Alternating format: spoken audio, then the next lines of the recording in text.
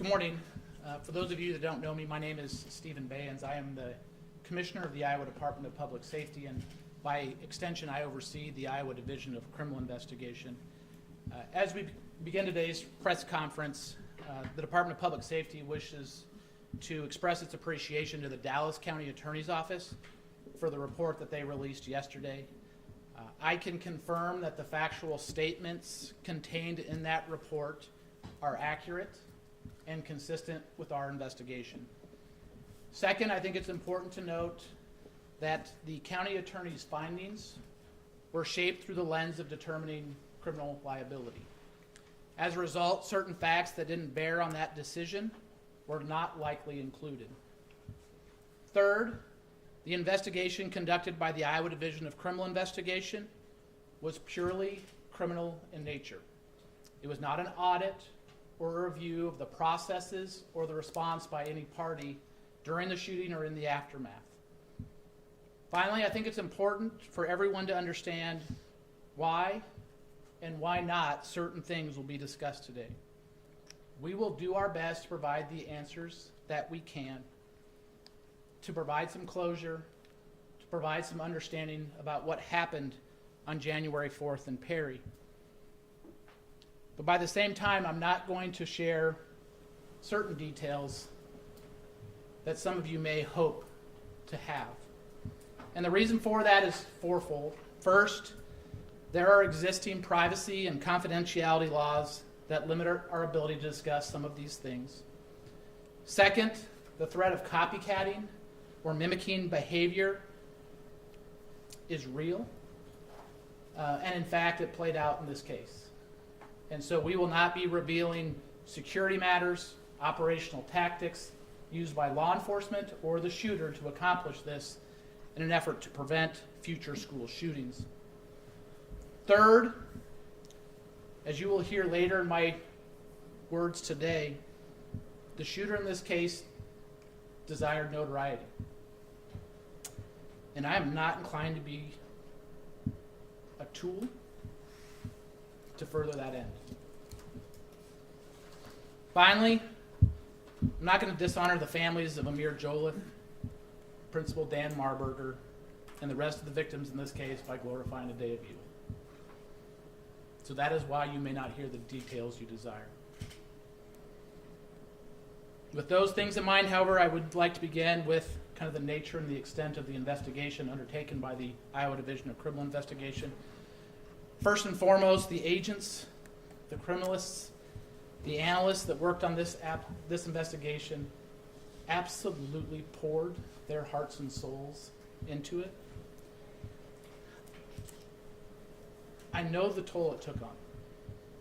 It took a toll on them physically. It took a toll on them emotionally. I could see it in their eyes. But they carried on. And it carried on because they have a calling to pursue justice, and that's what they did. But make no mistake about it, it takes a toll on us to do this work, and our folks did it heroically. They worked for hours and hours.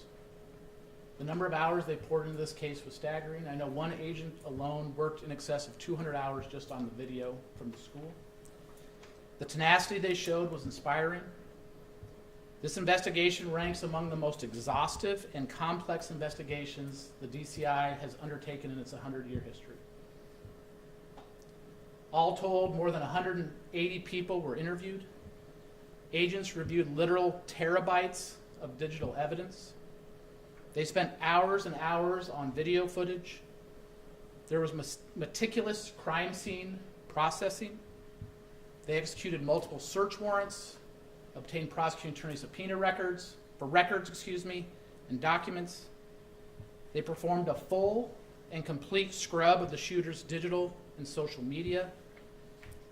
The agents of the DCI turned over every conceivable stone they could, searching for answers. And I stand here as their commissioner incredibly proud of them, and I want to thank them for their work. So as we turn from the investigation, the breadth of it itself, I'm going to attempt to at least answer probably the three most pressing questions that may still exist. And the first is on everyone's tongue, and it's the why. What was the motivation behind this shooter? What I can say broadly is that school shooter motivation tends to fall into one of three broad categories. That first category is that it is driven by ideology, that is ideologically motivated in some fashion, meaning that the shooter had a belief system and was trying to carry that belief system out. The second is that it was grievance-based, that the shooter had a sense that he had been wronged, either justly or unjustly, real or in his mind, and that he was carrying out the shooting to exact revenge for that grievance. And the final is that he was simply suicidal. That he was suicidal, coupled with a homicidal intention to take others with him in an effort to gain notoriety. While it's difficult to delve into the mind of a school shooter, all the available evidence points towards this shooter being in the suicidal category. With regards to ideology, there is no evidence that this shooter held a tight belief system, and in fact, all the evidence shows that this shooter was disjointed, fractured, and inconsistent in thought. There was no theme that ran through this from a belief system standpoint, and in fact, for all intents and purposes, this shooter was a walking contradiction. Second, with regard to grievance, there was no evidence to substantiate any claim of bullying or the existence of a substantive grievance that existed. And that brings us to the final, which is that he was in fact suicidal with homicidal intentions. There is significant evidence of this shooter's fascination with prior school shootings. There is evidence of copycat behavior from this school shooter regarding prior school shootings where significant details reside in the public domain. The shooting was indiscriminate. The victims were not targeted and appeared to have been a product of immediate availability. There was evidence of meticulous, week-long planning rather than an unprepared emotional response. Finally, he said as much in his own hand. We recovered write-ins from the shooter who indicated just that. He desired to be famous. He desired to commit suicide. He desired to take others with him. He told us as much, and that is the best evidence that I have of his intentions. The second question is the origin of the firearms and the improvised explosive devices recovered from Perry that day. The primary weapon used in this shooting was a 20-gauge Remington 870 shotgun. There was significant investigative efforts made to identify the source of the shotgun. I can say that agents were able to trace the original purchaser of that shotgun, and it happened roughly 20 years before the shooting. We traced it through successive purchasers where we could, but eventually that shotgun was sold in a private sale, and at that point in time, the trail went cold. The last time we could put that shotgun in a particular person's hand was roughly 10 to 15 years prior to the shooting. That being said, we can say that the shotgun did not come from the parents' home, but the best available evidence that we have, although it is not confirmed, is that the shotgun likely came from a large gun collection within the extended family, and that the shotgun was likely taken without the owner's knowledge. With regards to the Ruger .22 caliber revolver, we can say that that revolver was legally purchased by the shooter's father in 2020. The investigation revealed the revolver was unsecured in the family home. Further, there was evidence that there were ongoing conversations within the family suggesting the shooter's ability to access it. It is important to note, however, that the revolver itself was not used in the shooting. It was merely on his person at the time of the shooting. Finally, with regards to the improvised explosive device, The device was rudimentarily made. It was not particularly complex. It did not show a high degree of engineering. It was fairly simple, involved the use of generally commercial grade fireworks and some other things. There is all indications is the shooter himself constructed it. Our state fire marshal's bomb squad took a look at that device and determined that had it been detonated, it would have had a negligible impact on the surroundings. The third question that tends to be on everyone's mind is, who knew? Were there red flags in this case? And I can say that there is no evidence that any other person knew of the shooter's specific intentions on January 4th. That being said, I can say that others were aware of the shooter's general interest in school shootings. Others were aware of his fascination for violence. Others were aware of his concerning behaviors. The evidence bears that out. Those concerns, along with a number of other warning signs, were unreported or were otherwise unrecognized, but we can say that the shooter in this case did have broad behavioral issues, had broad mental health concerns, and that many of these concerns were present years in advance of the shooting on January 4th. There were no prior reports of concerns of violence to law enforcement, whether that be state, local, or federal. I think this is the time maybe to talk just briefly about what we know about school shootings and prior knowledge of it. The United States Secret Service conducted a study a number of years ago that found that 80% of school shootings, one or more persons had some level of knowledge that should have raised concerns. I can say categorically in this case that this case bears that out, that there were individuals that knew information that should have generated concerns. It should have elevated those concerns to the point of contacting law enforcement, school officials, or someone else.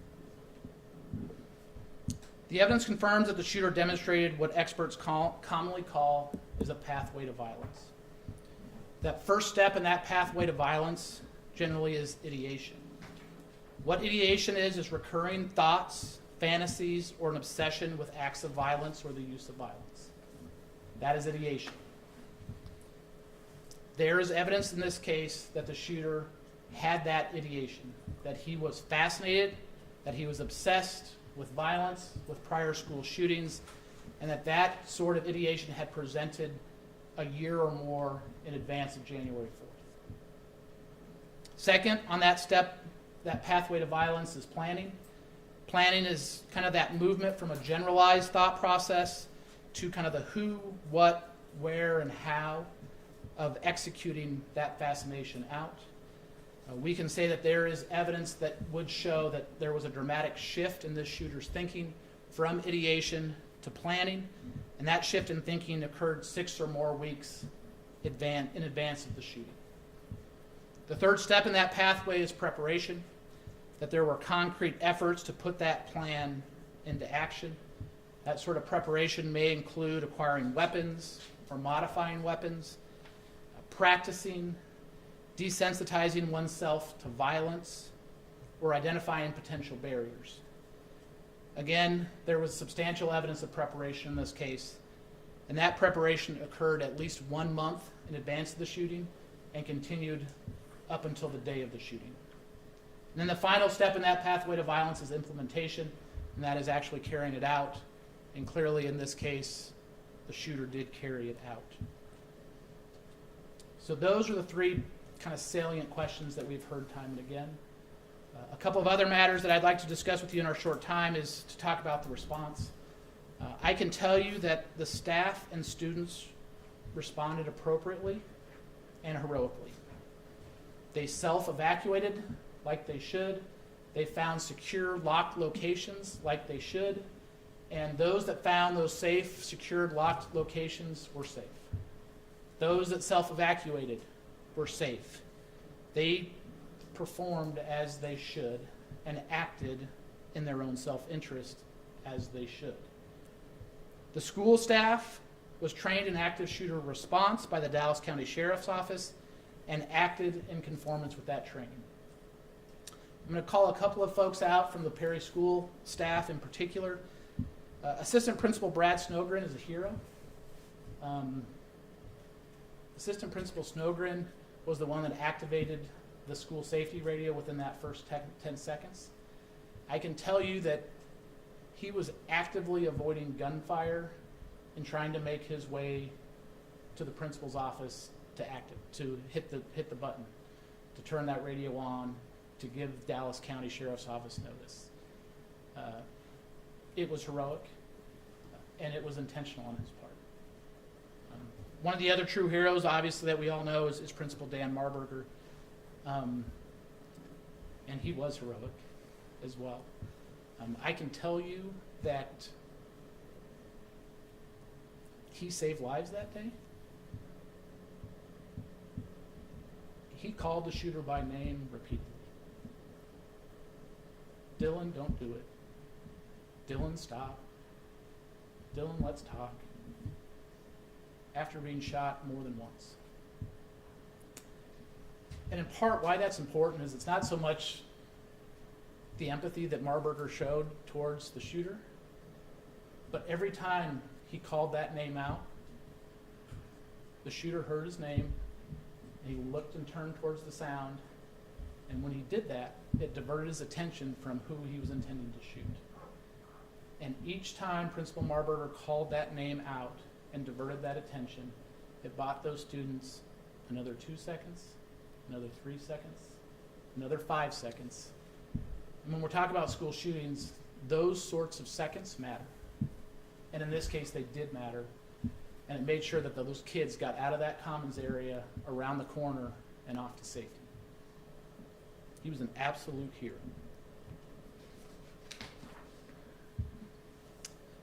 Next is the law enforcement response. As noted, Perry police officer Michaela Zager was inside the school 2 minutes and 59 seconds after the Sears radio was activated. Michaela Zager is a lion. She got out of her squad car with just a handgun, went through those doors.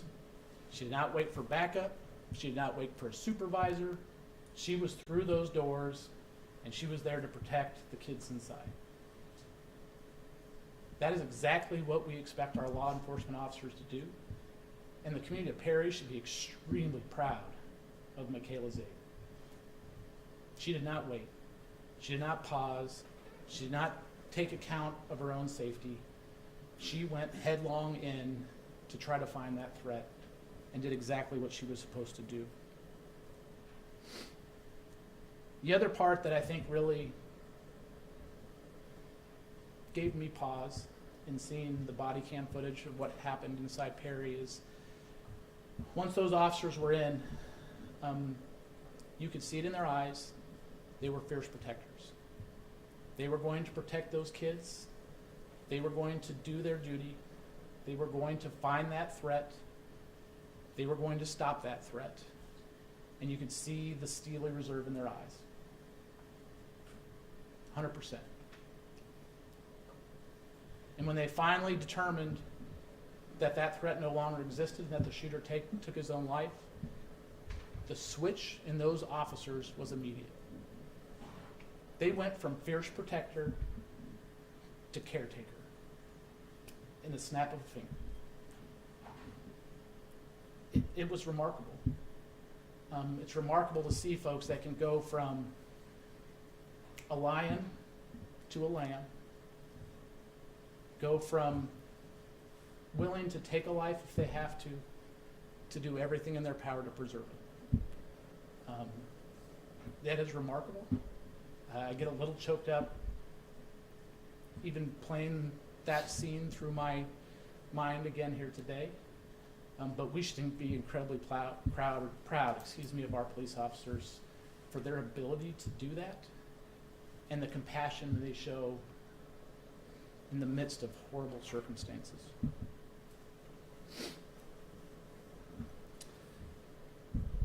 So I want to spend just a few moments just talking about kind of what our statewide response has been to school safety. Obviously, the Governor's School Safety Bureau was initiated a number of years ago, and I just want to give everyone a little bit of a sense of kind of where things stand in that regard. To date, 5,386 teachers and civilians have received civilian response to active shooter trainings, and there are 5 current classes scheduled. Additionally, 3,731 civilians and educators and first responders have received Stop the Bleed training on how to provide immediate first aid, with 7 additional classes scheduled in the near future. 1,484 law enforcement officers have gone through active shooter training, and there are 4 additional classes scheduled. Additionally, the Iowa Department of Public Safety's Division of Intelligence have been tracking school safety threats and providing investigative assistance since that time. Since that inception, they have tracked 325 school safety tips that were received outside the Safe and Sound reporting platform, and tracked 530 within that platform. The Governor's School Safety Bureau made school safety radios available to any school that wants them. To date, 1,253 school radios have made their way to those individual schools. An additional 207 are on order, bringing that total to well over 1,400 radios provided to those schools. Additionally, the legislature impaneled a task force to examine physical hardening of schools, to put together a report of concrete recommendations to schools in terms of investment of monies to make schools more safe. That task force is ongoing, and they're expected to have a report to the legislature in December of this year. Turning to the future, one of the things that we're excited to continue to explore is the use of multidisciplinary threat assessment teams. For those of you that don't know what that is, they're used in some districts in the state already, but they're also used across the nation. But it's an opportunity to bring law enforcement, school officials, counselors, juvenile court officers, folks from different walks of life that see different aspects of kids, and bring them together. And if there is an individual that has concerning behaviors, they can look at that child holistically. They can assess potentially where on that pathway of violence that child may be, and have concrete interventions and provide off-ramps for that pathway of violence to get them the help they need kind of prior to any sort of law enforcement intervention. In closing, I just want to talk about just the pain that we feel for the families of Amir Joliffe, for Principal Dan Marburger, the 6 other victims in the Perry community. Our heart goes out to them. This is an unspeakable tragedy. I can say that I was inside Perry High School on January 4th, shortly after the shooting. I walked the halls of that school. I saw the carnage that day produced. And I can tell you it left an indelible mark on my soul. And that is not something, as the commissioner, as a parent, as a dad, that I ever want to relive again. And so that brings me, I guess, to my closing thoughts. And if you'll forgive me, I'm going to take off my commissioner hat and I'm going to put on my dad hat. But really what we need to do to address these school shootings is a holistic approach. And really, when we look at it, we need to have a series of concentric protective circles. And what I mean by that, at the center of that circle, it has to be parents. They know their kids best. Parents need to be involved. Willful blindness is not a parenting strategy. You need to be engaged. You need to be in your kids' lives. You need to set duration and content moderation on their digital devices. You need to know who their friends are. You need to be nosy. You need to go through their room. They're your kids. You have the right to do so. Please do so. With that, if you ever get to a moment where you're looking at your teenage son or daughter and you can't see the bright smiling 4-year-old that used to play in the backyard, and you don't recognize the face across from you, there's a problem. You need to intervene. If you have a child in crisis, you need to take protective measures. You need to secure firearms. You need to get firearms out of the home until that is resolved. You need to be a parent. And that next concentric circle of protection is friends, acquaintances, coworkers. When we experience, and investigators experience what's called leakage, which means that information got out somewhere, like ideation, it usually happens at that level. It happens among friends, it happens among coworkers, it happens among acquaintances, and we can say that in this case, that leakage occurred. This shooter told friends about his fascination for violence. This shooter told people online about his fascination with school shootings. That leakage occurred, and we need to get to a place where we are comfortable reporting those concerns. We have been conditioned a little bit to be polite, I think, at times, not wanting to offend, not wanting to be a snitch, whatever you want to term it, but we have been conditioned not to share those concerns. If I have one thing to implore you is share those concerns, share it with the teacher, share it with law enforcement, share it through the Safe and Sound app. Because I can tell you, as a member of law enforcement, I am okay with apologizing for a misunderstanding. What I am not okay with is standing in front of a mom who just lost their son or daughter to school violence. I will apologize all day long for a misunderstanding. I don't want to be in that position again of having to stand across from a parent because someone was too polite to say something. That next concentric circle is our institutions, our schools, our houses of worship, our places of employment. And I completely understand the educational mission. We need to invest in our kids. We don't want any kid to fall through the crack. We want to provide resource after resource to make those kids successful and well-adjusted and good and well-educated. But we also have to be mindful when there is a child in crisis, they present a risk.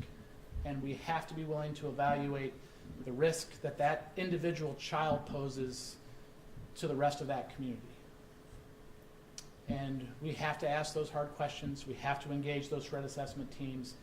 And the desire is to address those behaviors early, find something less than a law enforcement intervention, get them counseling, get them whatever else they need, and divert them away and off of that path from violence. And that final concentric circle is law enforcement. But I need to be realistic. If we get to the point where we're at that concentric circle, we are far down that pathway to violence. Law enforcement will show up. We will do what we need to do. But by the time it makes it to us, if we don't hear about it in advance, the margin to prevent these things is extremely thin. So we will continue to do our job. But by the same token, it has to be a holistic effort.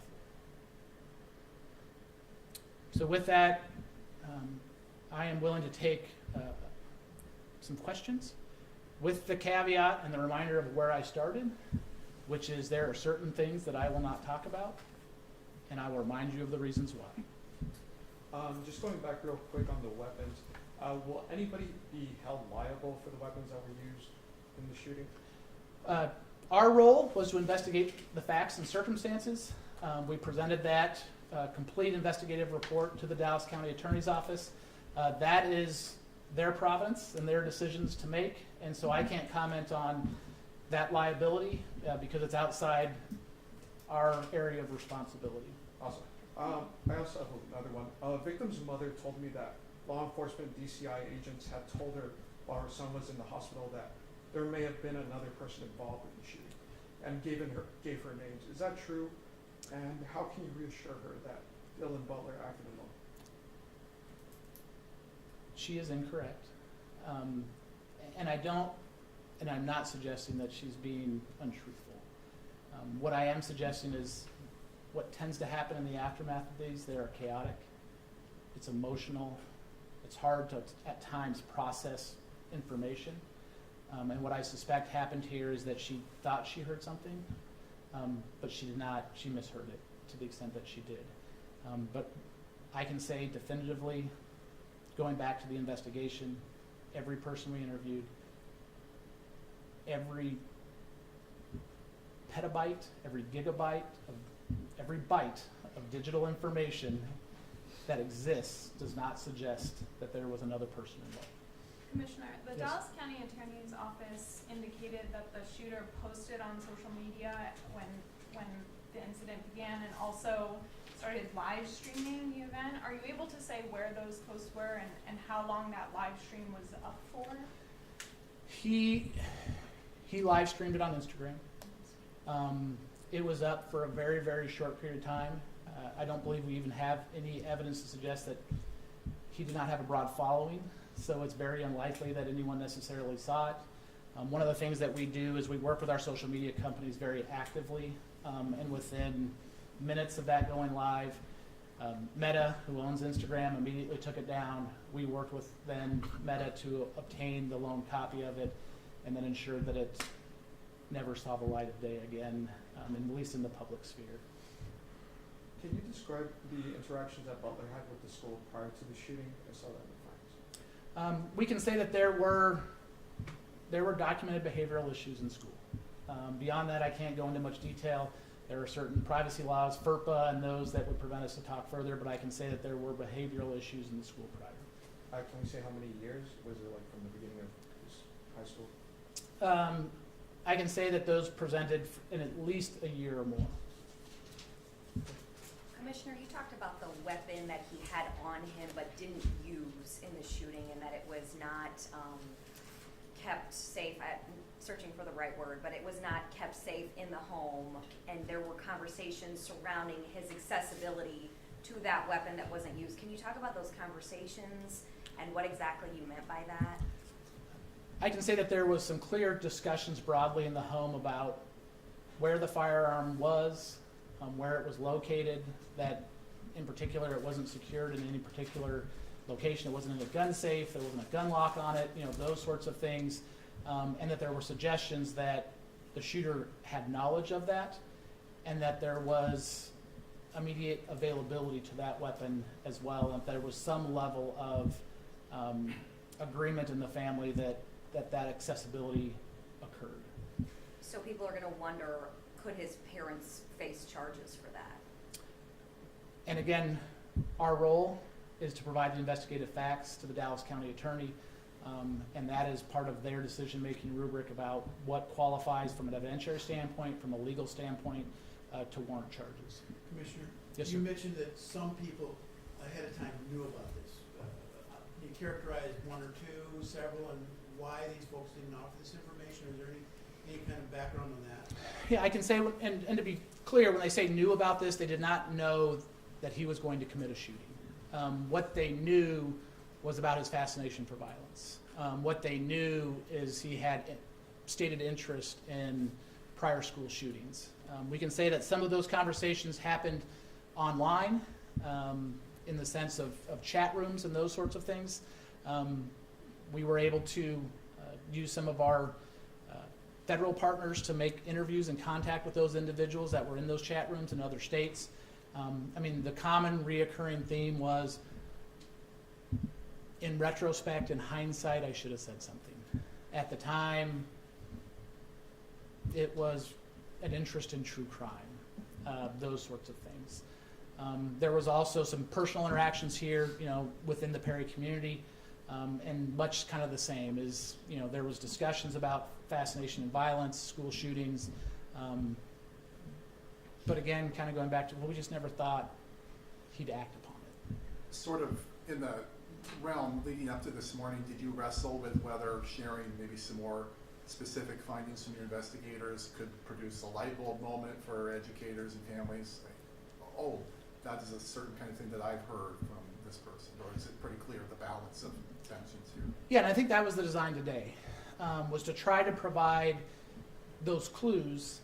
So there's a parent, there's a teacher, there's someone there going, okay, what has changed in my child's behavior, or what am I seeing in this child that's different?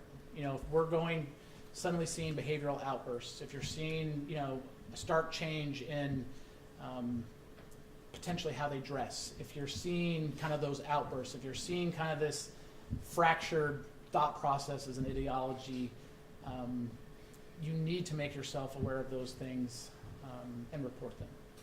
Did Butler's parents say that he had outbursts? All of those concerning behaviors we previously mentioned, all the evidence suggests the parents were aware of those as well. This is a really high profile case, of course, but on a day-to-day basis in DCI, is it unusual to run into that kind of dead end tracing weapons? It happens with a fair degree of frequency because there is a point in time where if you transfer a weapon between private parties, then the ATF does not necessarily trace that pathway. So that does happen on occasion. We traced it every time it made its way through a federal firearms licensee. But once it was sold or gifted to someone in a private sale or private gift, then that trail runs cold. Commissioner, Last question. Can you speak to the increase we've seen in reported threats to schools in general and how you're weighing these kinds of expressions of, well, yes, of course, you know, if you have concerns, you know, I'd rather apologize for misunderstanding, but of course there are plenty of empty threats as well. There is. It has been incredibly challenging.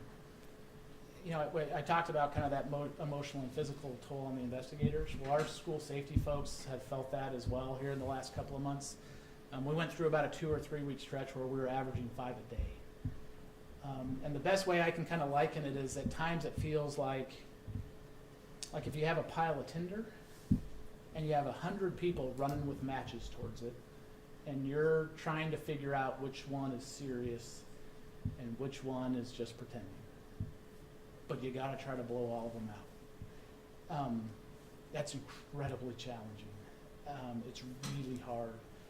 But you have to run every single one of them to ground. And yes, the vast, vast majority of these were hoaxes, cries for help. Very, very few would suggest that they were actually on that pathway of violence. But I can tell you, within this school year alone, there have been a handful that were on that pathway. And that the Safe and Sound app, other reporting, allowed law enforcement to become involved and start trying to find those off-ramps to that pathway to violence. Commissioner, one more question. Yeah. On that note, what knowledge, if any, did law enforcement learn from this Perry situation that they will carry with them moving forward?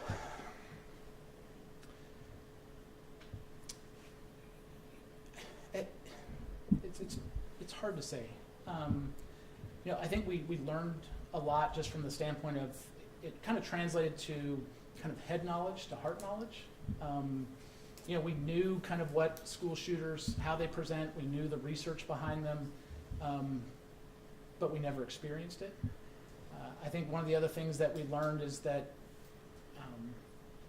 we can only do so much. And I think that's probably kind of the reoccurring theme a little bit, is that realization that it can't just be us. And in reality, when it is us, 9 times out of 10, it's in a scenario where it's now a crime scene, and we're there to mop up the carnage. And just like willful blindness isn't a parenting strategy, that is not a school safety strategy. The school safety strategy has to be holistic. We need parents, we need teachers, we need friends,